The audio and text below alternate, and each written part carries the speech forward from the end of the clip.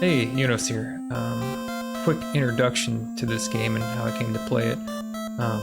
This is Arkista's Ring. I first played it a little more than 4 years ago for the Edge 20, an event that was conceived as an enjoyable way for us to play 20 Nintendo games. And over 20 weeks instead of like the big 20, doing like full game categories and having like, you know, a whole week or two to play through them. So this is one of the games in that, and that was part of the, that was functioned in the SHI Elite Tournament community that Angry Larry used to host with a bunch of us who are still playing games together. So that was when I got introduced to this game, and I got the world record for the first time sometime in 2019, I think. So from that point, when I had started playing the game, I knew it. I'd only heard of it through Panzer Dave, who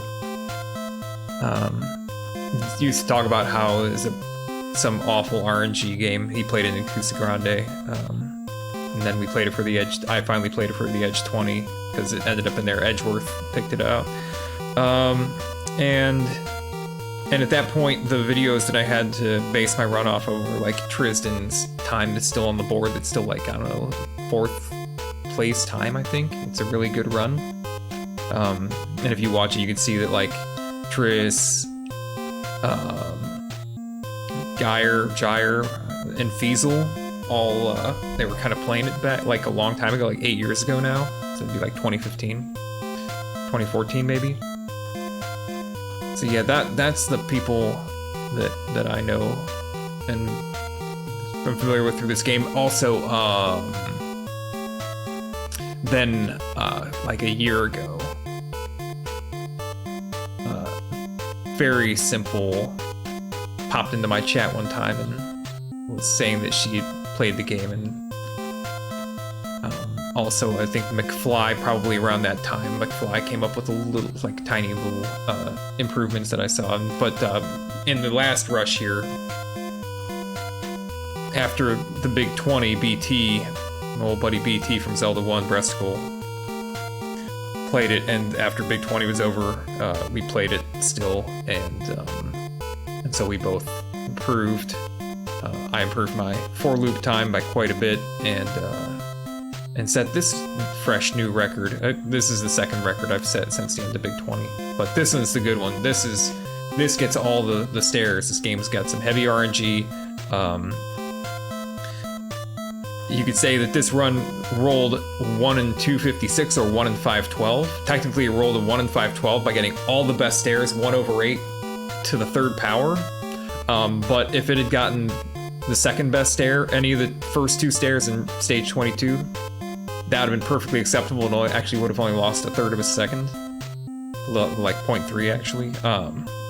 And so 1 in 256 is also perfectly acceptable for a really good run.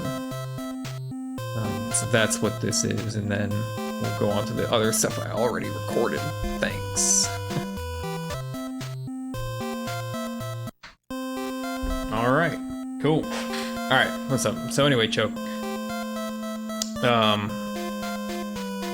I do usually like an hour or so of Arkista's Ring at night, just by myself. I record it, just rolling the dice, see if I can get that run.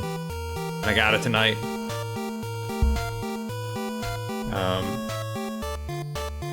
So yeah, we got an Arkista's Ring world record, and being this is a bit of an obscure game, and it kind of goes fast. It goes faster than ever. So I got a little helpful bit of information as we go through it. So we're going to be going through stages.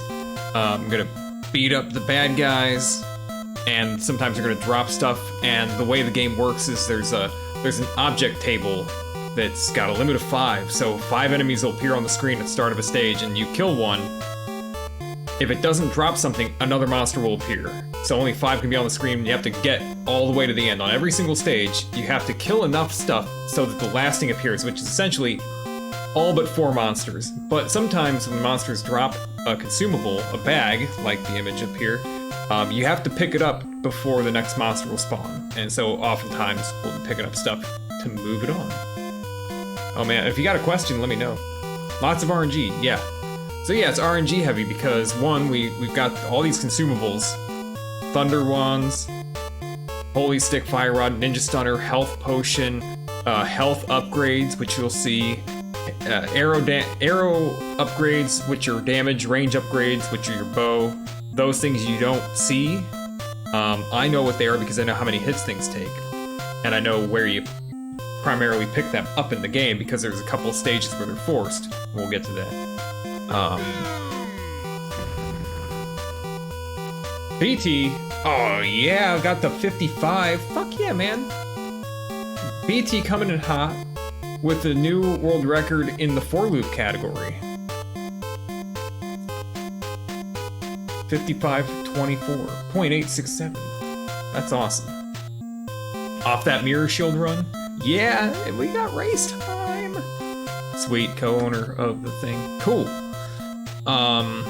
And I did a little data mining. This is thanks to BT and I kind of cranking on this game a little bit. Gave me the motivation to do a little bit more digging into information. And so I dug all the HP, the monster HP out for all the loops. And also I dug up the amount of damage that the bow deals, or the arrows technically deal. So there it is, 1, 2, 3, 4, 6, 8, 10, 12. You see the scaling, the Fire Rod does 14 damage. So the Thunder Wand deals 2 damage to everything that's currently spawned, so up to 5 enemies. The Holy Stick will automatically kill undead monsters, which are like skeleton zombies, puddles of puke, and little shadow demons, and certain flaming skulls. A lot of monsters in this game, they may look different, but they're actually kind of the same thing. Like, there's like red bone skeletons, ones that you can't kill except with magic. And sometimes they're skeletons, and sometimes they're zombies, but they're the same monster. They have the same HP, they have the same function.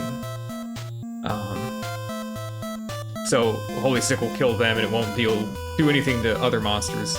The last time in this particular category of the first loop that will use a holy, there's any undead, is stage 23 out of 31. The Fire Rod's really useful because it kicks your damage up to 14. You can shoot over walls, which your arrow can't do. It'll go through enemies. The amount of damage that an enemy had and the amount of HP an enemy had will be subtracted from the fireball, and the fireball will carry through and continue to damage with whatever it has left until it dissipates. But it does reduce your max shots on the screen to 1, so you have to be a little bit careful with missing it. You can have 2 arrows on the screen at the same time, so it's not a big disadvantage. But because it goes all the way across the screen, it'll also take longer to disappear. The Ninja Stunner does exactly what it says on the can, and mostly it reveals your generational frame of reference. I think it looks like a toy gas pump because I'm old. Health potions are cool because you can use them while you're dying. And you can get up to 10 heart containers effectively. So yeah, let's watch this run. It's enough.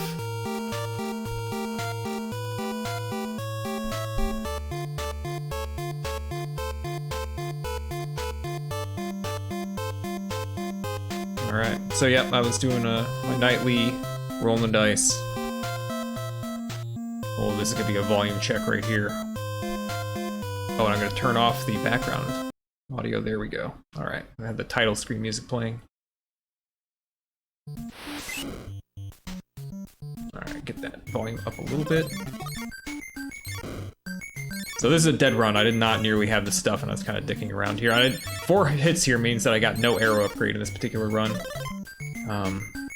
So if you were really just trying to finish this run, you would blast that Fire Rod and keep going. Okay. This is the run. So here, I've just got to move up the stage, clearing on the way. That's handy to get that. I don't usually pick that drop up, but it was a damage upgrade. That's pretty uncommon.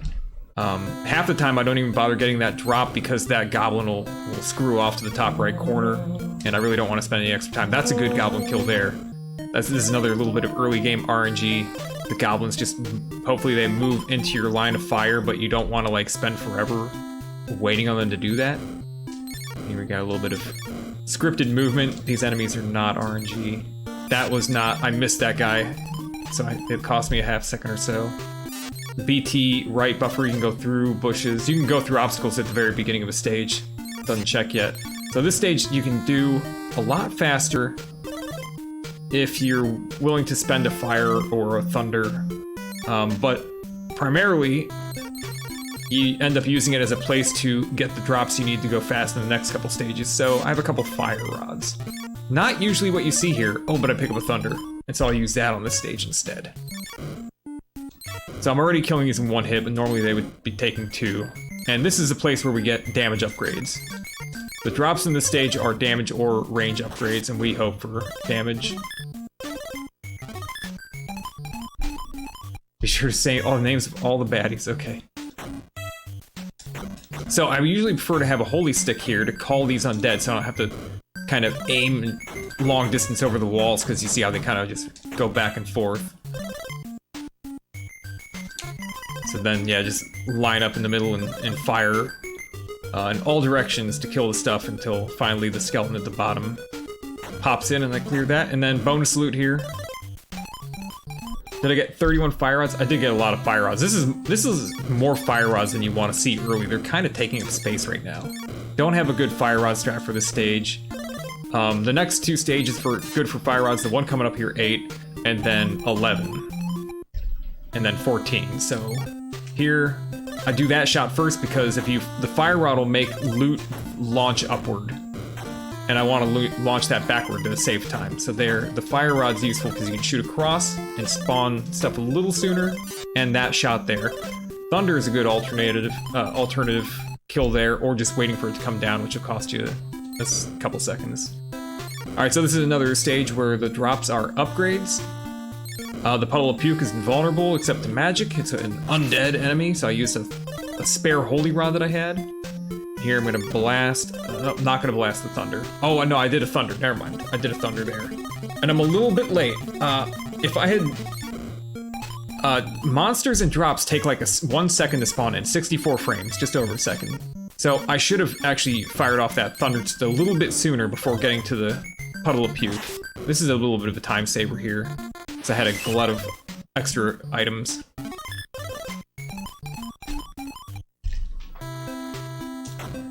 Here. Fire rod.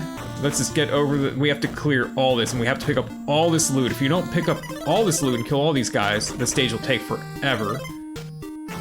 Because the enemies that are spawning are these fire demons up above, who have like 18 HP, by the way. It's a good place to check your damage, because you can divide 18 by a lot of different things, get different results, like 1, 2, 3, 4, and 6 all give different results.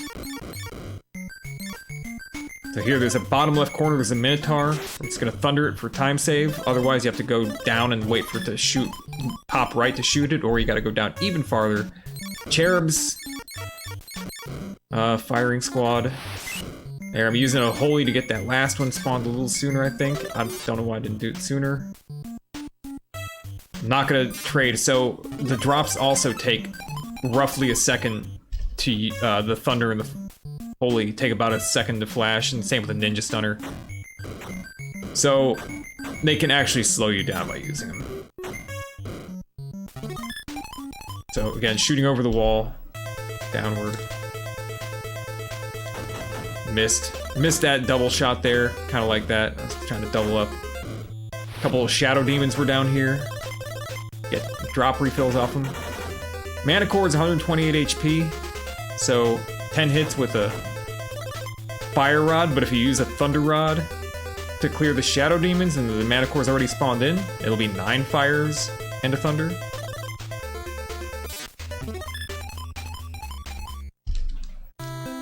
Here's a stage where you could potentially leave all these drops on the ground, and they will disappear about the time you reach the key at the top. So if you have a thunder to spend to do it that way, you can save practically no time.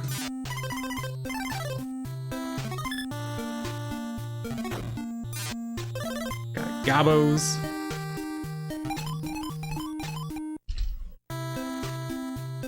Puddles of puke.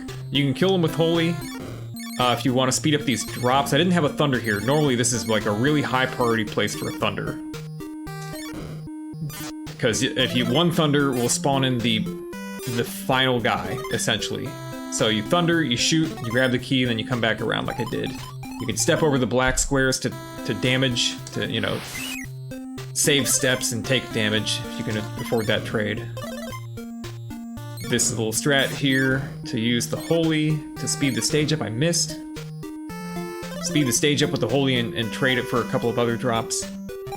Here, the fire rod is an effective way to do this stage, but if you don't have a fire rod, you can do one thunder and then one holy to get the 4 slimes and then the skeleton. It might even be faster, I forget. You just don't often have such a glut of thunder and holy to use that as a solution over fire, because there's really important places ahead to use thunder in particular, or holy and thunder in conjunction. So here, this is one of the last places where holy's any good. We're gonna try to trade it out.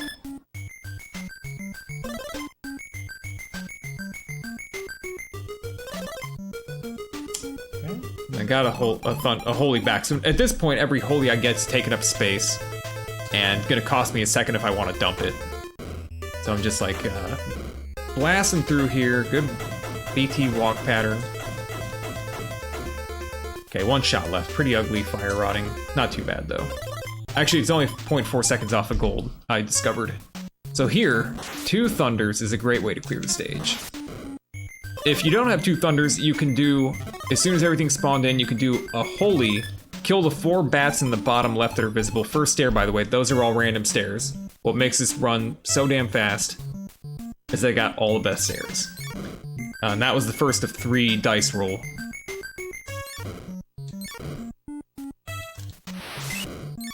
This is the last holy that's useful. So there were 8 stairs on the stage, but for the purpose of those first 2 stairs are so close together that we consider that one a roll of 4. This here, 8 stairs.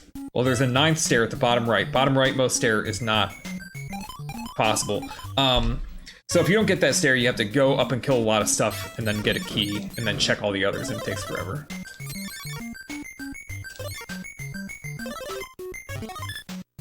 If you don't have 4 damage when you get to that stage, long arrow, you're gonna have a bad time, and the thunder will help you with that. This is a boss stage, and this pattern here really sets up a big time save and a favorable damage save. By doing the kills just like that, the Manicore spawns at the top and he doesn't shoot at you, and you can get your 10 hits in very quickly. Here I've got double thunder as a solution. It was unusual. Usually I'm here with a fire rod instead. I think I screwed up a little bit, so I had to use a 3rd. But that would not be normal. Normally you'd want to do 2 thunders or 1 fire to speed it up. Otherwise this stage can take a while, and you see I could use a holy there. Not a holy, a heal potion while I'm dying. Basically expected and planned.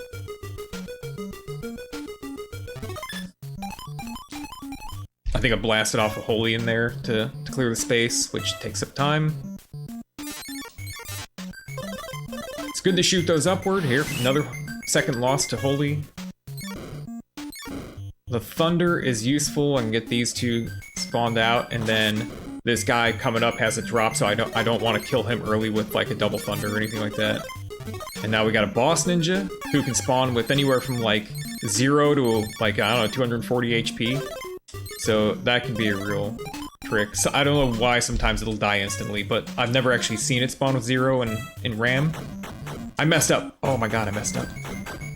I was trying to kill this one first, this ogre first, then step right, but I got a lot of missteps up in here. And that one's a boss ninja right there. That's a misstep, come on. You can shoot high on the ogres. You can like hit him in the head from like 1 tile above, like I'm doing right here. I lost my footing really bad here. Alright, we're coming up on the final RNG stage. Good exit. So, there's a lot of fake stairs here. Come on. and you're not going to see him because we're on to the final boss of the first loop and every loop. Expected damage here. Went a little slow on that, so I ended up picking up the ring. The ring heals you. That's all the first exits right there. Alright. And that's it. That's the first loop. Well, 1 in 500? Yeah, I mean, it's a 1 in 512, essentially, to get the first stair, but I would have been very happy with second stair on 22, first stair, first stair. That would have only cost me 0.3 seconds. I haven't really... And so 1 in 256 run. Started this recording, about the same. and I was like, you know, I think I've just about had enough. I'm just about ready to move on to other projects. Crash. The RGB crash, so... Hey, this is the perfect time to talk about the RGB crash. This crash is induced by an open PPU bus read. It's a branch in the code is expecting a 0 to always come because it's reading from the PPU RAM address, where it should always be a 0 because the PPU should be in master mode, and because the RGB mod and the high def NES mod put it into slave mode, that 0 becomes a 1, and it causes this game to crash. Figured out by Fiskbit. Thanks, Fisk. Put commentary with this run at some point. Yeah, the game has crashed. Oh, yeah. I don't actually know what arrow I finished with. Because I didn't have to shoot any ogres. Actually, no. I shot, in 27, I should know. What, did I have giant arrow?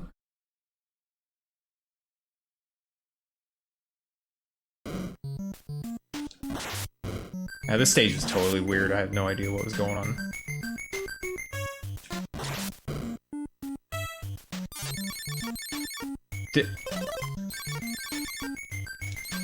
Yeah, okay. I had giant or great arrow would do 3 hits on those.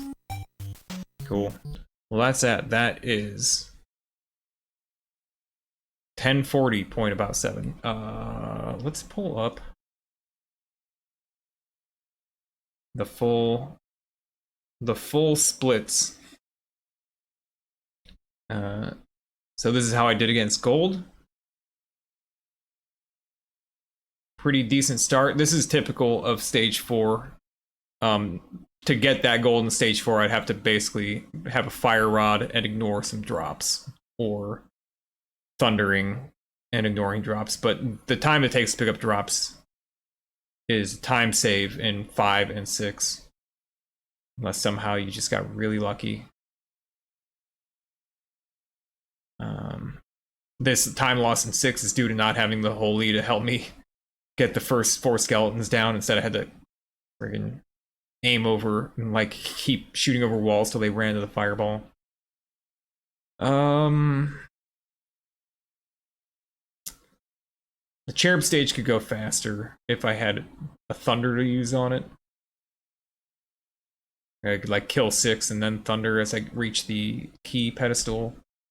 I didn't have the thunder for 17, so I lost a little bit of time there. 19, I mean, look, +3 to gold and 19, and they used a fire rod, so I guess the thunder and holy is a bit faster.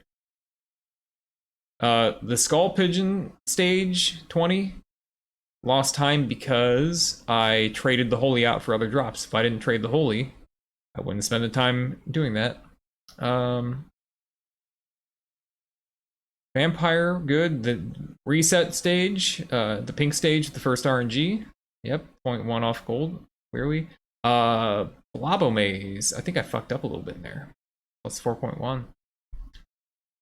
Another gold because I got the first stair. Ninja Ballroom was not perfect. It was a little bit ugly, but not too bad. Had a pretty decent Manicore 2 fight. 27 was a little bit weird. 28, I guess, was also a little bit funky. Fire Rod can make that stage go faster, but I didn't have to spend. 29, the Ogre stage. I did a lot of execution error there. And the first error again, and I don't know why +6 to the Shogun. I don't know if I like missplit or something at some point and like split going into the stair instead of getting the key, but yeah, that's it. That is a good run. And thanks for watching.